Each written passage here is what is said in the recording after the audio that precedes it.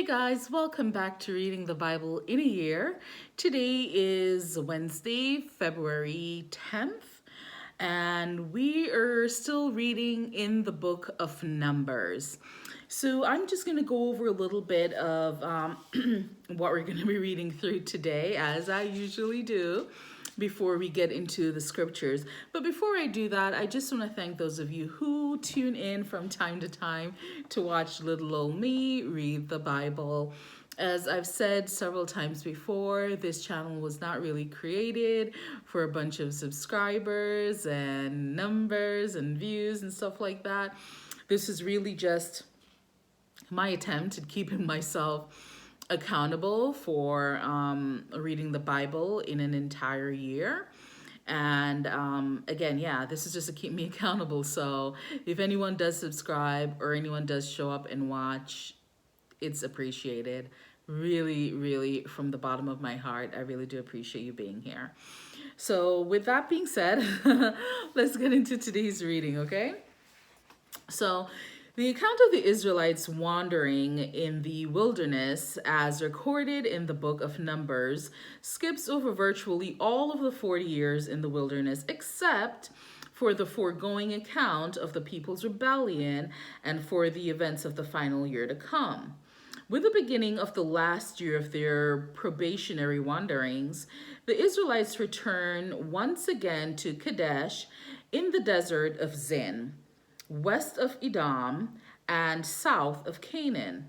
Here Miriam will die, and her brothers Moses and Aaron will so displease God that they too will be denied entrance into the promised land. Apparently, their sin involves not simply failure to follow God's specific directions, but manifestations of pride and self-importance which minimize God's power, a potential danger for all who would be spiritual leaders. As Israel begins to mobilize for the march to Canaan, a request is made for safe passage through the territory of Edom. The Edomites' refusal is the first of many conflicts which will fulfill the prophecy of antagonism between the descendants of Jacob, also known as Israel, and Esau, Edom, also known as Edom. After God calls Aaron to his death, the people will mourn for a month and then set out for a series of military victories. This will finally bring them out of the wilderness and into the territory of Moab, east of the Dead Sea, and as far north as Bashan, east of the Sea of Galilee. So today we're going to read from Numbers 20, verse 1, and we're going to take that all the way through to Numbers 33, verse 49. So got a bit of reading to get through today, guys. Okay. In the first month of the whole Israelite community arrived at the desert of Zin, and they stayed at Kadesh. There Miriam died and was buried. Now there was no water for the community, and the people gathered in opposition to Moses and Aaron. They quarreled with Moses and said, "If only we had died when our brothers fell dead before the Lord. Why did you bring the Lord's community into this wilderness, that we and our livestock should die here? Why did you bring us up out of Egypt to this terrible place? It has no grain or figs, grapevines or pomegranates, and there's no water to drink." Moses and Aaron went from the assembly to the entrance of the tent of meeting and fell face down, and the glory of the Lord appeared to them. The Lord said to Moses, "Take the staff, and you and your brother Aaron gather the assembly together. Speak to that rock before their eyes, and it will pour out its water. You will bring water out of the rock for the community so they and their livestock can drink." So Moses took the staff from the Lord's presence, just as he commanded him. He and Aaron gathered the assembly together in front of the rock, and Moses said to them, "Listen, you rebels, Must we bring you water out of this rock?" Then Moses raised his arm and struck the rock twice with his staff. Water gushed out, and the community and their livestock drank. But the Lord said to Moses and Aaron, "Because you did not trust in me enough to honor me as holy in the sight of the Israelites, you will not bring this community into the land I give them." These were the waters of Meribah, where the Israelites quarreled with the Lord and where he was proved holy among them. Moses sent messengers from Kadesh to the king of Edom, saying, "This is what your brother Israel says. You know about all the hardships that have come on us. Our ancestors went down into Egypt, and we lived there many years. The Egyptians mistreated us and our ancestors, but when we cried out to the Lord, he heard our cry and sent an angel brought us out of Egypt. Now we are here at Kadesh, a town on the edge of your territory. Please let us pass through your country. We will not go through any field or vineyard or drink water from any well. We will travel along the king's highway and not turn to the right or to the left until we have passed through your territory." But Edom answered, "You may not pass through here. If you try, we will march out and attack you with the sword." The Israelites replied, "We will go along the main road, and if we or our livestock drink any of your water, we will pay for it. We only want to pass through on foot, nothing else." Again they answered, "You may not pass through." Then Edom came out against them with a large and powerful army. Since Edom refused to let them go through their territory, Israel turned away from them. The whole Israelite community set out from the Kadesh and came to Mount Hor. At Mount Hor, near the border of Edom, the Lord said to Moses and Aaron, "Aaron will be gathered to his people. He will not enter the land I give the Israelites, because both of you rebelled against my command at the waters of Meribah. Get Aaron and his son Eleazar and take them up Mount Hor. Remove Aaron's garments and put them on his son Eleazar, for Aaron will be gathered to his people. He will die there." Moses did as the Lord commanded. They went up Mount Hor in the sight of the whole community. Moses removed Aaron's garments and put them on his son Eleazar, and Aaron died there on top of the mountain. Then Moses and Eleazar came down from the mountain, and when the whole community learned that Aaron had died, all the Israelites mourned him for 30 days. When the Canaanite king of Arad, who lived in the Negev, heard that Israel was coming along the road to Atharim, he attacked the Israelites and captured some of them. Then Israel made this vow to the Lord: "If you will deliver these people into our hands, we will totally destroy their cities." The Lord listened to Israel's plea and gave the Canaanites over to them. They completely destroyed them and their towns, so the place was named Hormah. They traveled from Mount Hor along the route to the Red Sea to go around Edom. But the people grew impatient on the way. They spoke against God and against Moses and said, "Why have you brought us up out of Egypt to die in this wilderness? There is no bread, there is no water, and we detest this miserable food." Then the Lord sent venomous snakes among them. They bit the people, and many Israelites died. The people came to Moses and said, "We sinned when we spoke against the Lord and against you. Pray that the Lord will take the snakes away from us." So Moses prayed for the people. The Lord said to Moses, "Make a snake and put it up on a pole. Anyone who's bitten can look at it and live." So Moses made a bronze snake and put it up on a pole.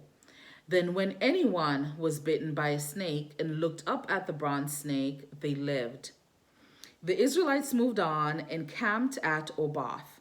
Then they set out from Oboth and camped in Abarim, in the wilderness that faces Moab toward the sunrise. From there they moved on and camped in the Zered Valley. They set out from there and camped along the side of Arnon, which is in the wilderness extending into Amorite territory. The Arnon is border of the Moab, between Moab and the Amorites. That is why the book of the wars of the Lord says, Zahab in Suphah and the ravines, the Arnon and the slopes of the ravines that lead to the settlement of Ar and lie along the border of Moab. From there they continued on to Beer, the well where the Lord said to Moses, Gather the people together, and I will give them water. Then Israel sang this song. Spring up, O well, sing about it, but well that the princess dug, that the nobles of the people sang, the nobles with scepters and staffs. Then they went from the wilderness to Mattanah, from Mattanah to Nahalil, from Nahalil to Bamoth, and from Bamoth to the valley of Moab, where the top of Pisgah overlooks the wasteland. Israel sent messengers to say to Sihon, king of the Amorites, Let us pass through your country.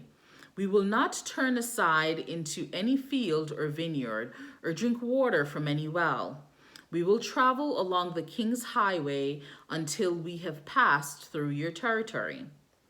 But Sihon would not let Israel pass through his territory. He mustered his entire army and marched out into the wilderness against Israel. When he reached Jahaz, he fought with Israel. Israel, however, put him to the sword and took over his land from the Arnon to the Jabbok, but only as far as the Ammonites, because their border was fortified. Israel captured all the cities of the Amorites and occupied them, including Heshbon and its surrounding settlements. Heshbon was the city of Sihon, king of the Amorites, who had fought against the former king of Moab and had taken from him all his land as far as the Arnon. This is why the poet says, Come to the Heshbon and let it be rebuilt. Let Sihon's city be restored. Fire went out from Heshbon, a blaze from the city of Sihon. It consumed Ar of Moab, the citizens of Arnon's heights. Woe to you, Moab! You are destroyed, people of Shemash. He has given up his sons as fugitives and his daughters as captives to Sihon, king of Amorites. But we have overthrown them. Heshbon's dominion has been destroyed all the way to Dibon. We have demolished them as far as Nophah, which extend to Medeba. So Israel settled in the land of the Amorites. After Moses had sent spies to Jazer, the Israelites captured its surrounding settlements and drove out the Amorites who were there. Then they burned and went up along the road toward Bashan, and Og, king of Bashan, and his whole army marched out to meet them in the battle of Edrei. The Lord said to Moses, Do not be afraid of him, for I have delivered him into your hands, along with his whole family and his land. Do to him what you did to Sihon, king of the Amorites, who reigned in Heshbon. So they struck him down together with his sons and his whole army, leaving them no survivors, and they took possession of his land. Here are the stages in the journey of the Israelites when they came out of Egypt by divisions under the leadership of Moses and Aaron. At the Lord's command, Moses recorded the stages in their journey. This is their journey by stages.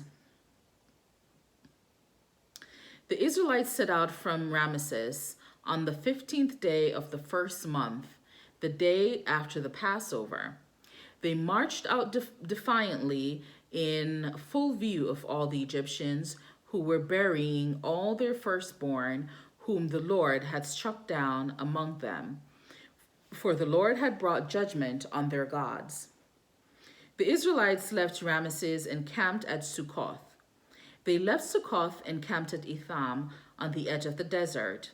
They left Etham, turned back to Pi Hiroth to the east of Baal Zephon, and camped near Migdol. They left Pi Hiroth and passed through the sea into the desert, and when they had traveled for 3 days in the desert of Etham, they camped at Marah. They left Marah and went to Elim, where there were 12 springs and 70 palm trees, and they camped there. They left Elim and camped by the Red Sea. They left the Red Sea and camped in the desert of Sin. They left the desert of Sin and camped at Dophkah. They left Dophkah and camped at Alush. They left Alush and camped at Rephidim, where there was no water for the people to drink. They left Rephidim and camped in the desert of Sinai. They left the desert of Sinai and camped at Kibroth Hattavah. They left Kibroth Hattavah and camped in Hazeroth. They left Hazeroth and camped at Rithmah. They left Rithmah and camped at Rimon Perez. They left Rimon Perez and camped at Libnah. They left Libnah and camped at Rissah. They left Rissah and camped at Kehelathah. They left Kehelathah and camped at Mount Shepher. They left Mount Shepher and camped at Haradah. They left Haradah and camped at Makheloth. They left Makheloth and camped at Tahath. They left Tahath and camped at Terah. They left Terah and camped at Mithkah. They left Mithkah and camped at Hashmonah. They left Hashmonah and camped at Moseroth. They left Moseroth and camped at Ben Jacan. They left Ben Jacan and camped at Hor Haggidgad. They left Hor Haggidgad and camped at Jothbathah. They left Jothbathah and camped at Abronah. They left Abronah and camped at Ezion Geber. They left Ezion Geber and camped at Kadesh in the desert of Zin. They left Kadesh and camped at Mount Hor on the border of Edom. At the Lord's command, Aaron the priest went up Mount Hor, where he died on the first day of the 5th month of the 40th year after the Israelites came out of Egypt. Aaron was 123 years old when he died on Mount Hor. The Canaanite king of Arad, who lived in the Negev of Canaan, heard that the Israelites were coming. They left Mount Hor and camped at Zalmonah. They left Zalmonah and camped at Punon. They left Punon and camped at Oboth. They left Oboth and camped at Ai Abarim, on the border of Moab. They left Ai Abarim and camped at Dibon Gad. They left Dibon Gad and camped at Almon Diblathem.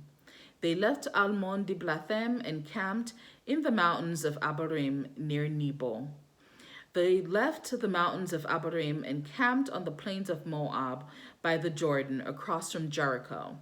There on the plains of Moab, they camped along the Jordan from both Beth Shemoth to Abel Shittim. And that ends our reading for today, February 10th. So we basically just went over the fact that Aaron died. And the Israelites mourned him for 30 days. So that was something very sad that happened, but he lived a very long life, as you can see, and he served the Lord well for most of his time that he was living. So with that being said, I want to thank you guys for joining me today. February 10th, and we will be back tomorrow where we're going to continue reading as we always do. And we're still reading in the book of Numbers. We're going to be talking about blessings and prophecy of Balaam. So I'm personally looking forward to that. Once again, thank you for joining me today. Stay blessed, and I will see you tomorrow. Bye.